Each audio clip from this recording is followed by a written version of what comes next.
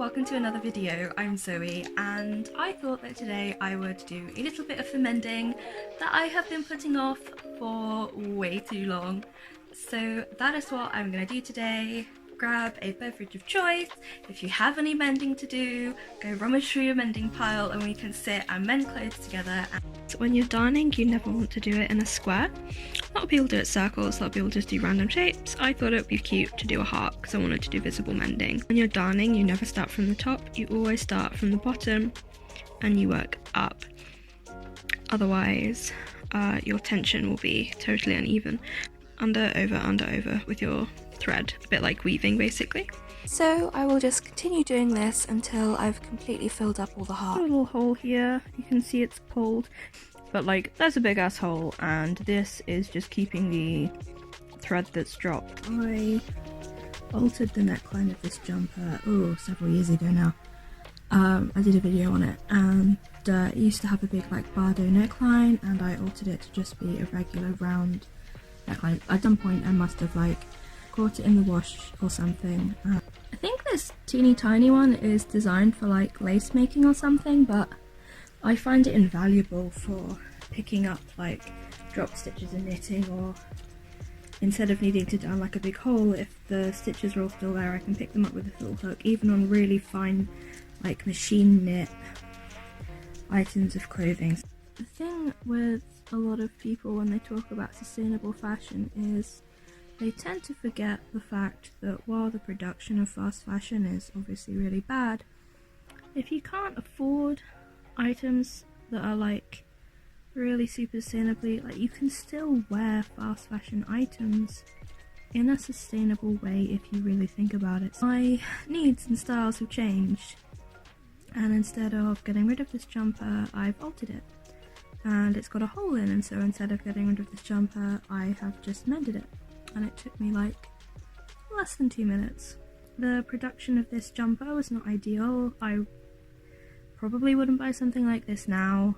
I didn't think about fashion and clothes and where my clothes come from in the same way that I think about them now. So, like if you'd have asked me then I would have said I thought that I was a fairly eco-friendly person, but I was still doing a lot of things that like I don't do now. It's now mended. Oh wow, I matched that thread so well I can't even see where the pleating thing was now. Ah, here we are. There we go, one mended jumper. Now I have to mend a girdle. I bought this, it wasn't cheap, turned up, and one of the clasps wasn't even like properly sewn on, so when I adjusted it, this bit that's folded over, they've not sewn it down. You put all the clasps on, then you go and you sew them, and it's really difficult to see whether you have or haven't sewn it. I've made mistakes like that, but you know, when I send something off to a client, I really check it. So a bit of ribbon that covers the hooks on this one came off as well. It wasn't enough for me to want to send it back, like, because I can fix it.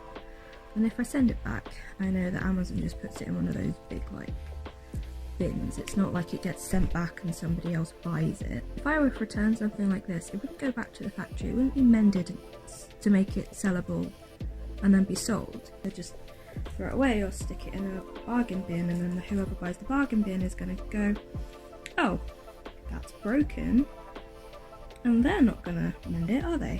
And they're buying these things to resell them, so they only keep what's resellable because they need to make a profit, like the most amount of profit for the least amount of effort. I'm annoyed that it turned up like this because I spent more money on it, and now more money does not necessarily mean that you're not getting an item of cheaply made fast fashion. It had really good reviews. I know other people who've bought from the brand. I'm not going to put them on blast or anything, it's just not on. It was something easy to miss, and I don't know, because I make clothes myself, I find I'm a lot less fussed about if there's a loose thread. I don't think that if there's a loose thread in my garment that it's really poorly made and it's the absolute end of the world. There's lots and lots of them, I might question it.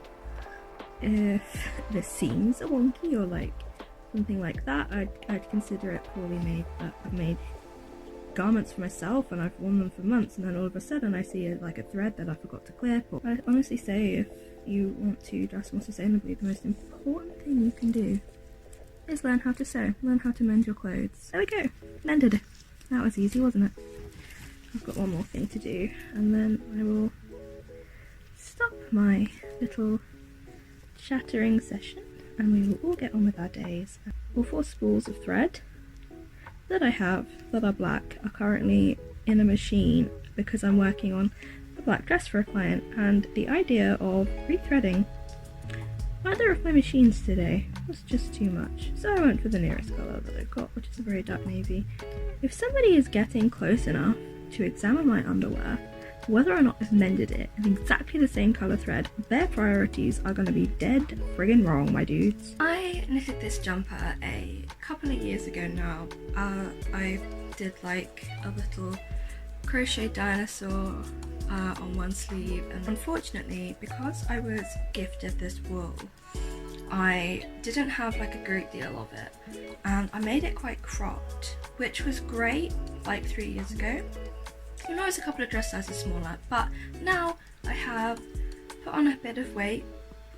There's nothing wrong with, you know, it happens. Because this is a wee bit short on me now, I am just going to add a little bit of a border along the bottom. All of the wool that I've used in this jumper so far I have been given.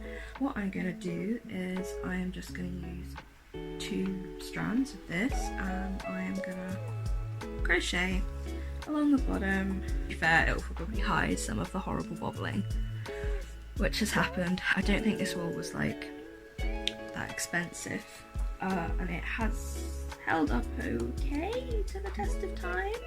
So I have now done 2 rows here. It's like about the same height as the back panel now. You can see there was about an inch discrepancy. So I am going to sort of attach it at the top, and I'm going to do 3 chain stitches, 1, 2, 3 up, and then I'm going to start a new row, pending if I've got enough wool, because this is all of the wool that I have to do this project. So as you can see, I have 3 layers for the front and just a single layer for the back panel, so now they are the same length. It's not a design choice I'd do again, I will say that, but this was like right at the start of when I was like getting back into knitting.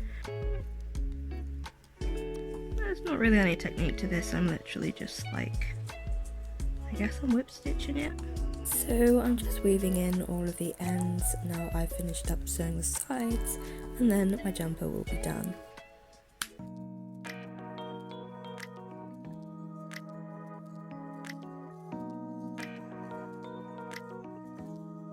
I think it looks so cute.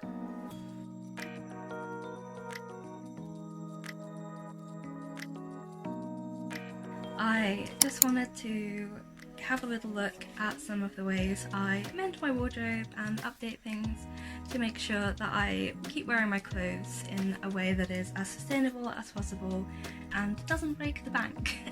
Thank you so much for watching. I hope that you enjoyed this cozy little mend along with me, and yeah, I will see you in the next video.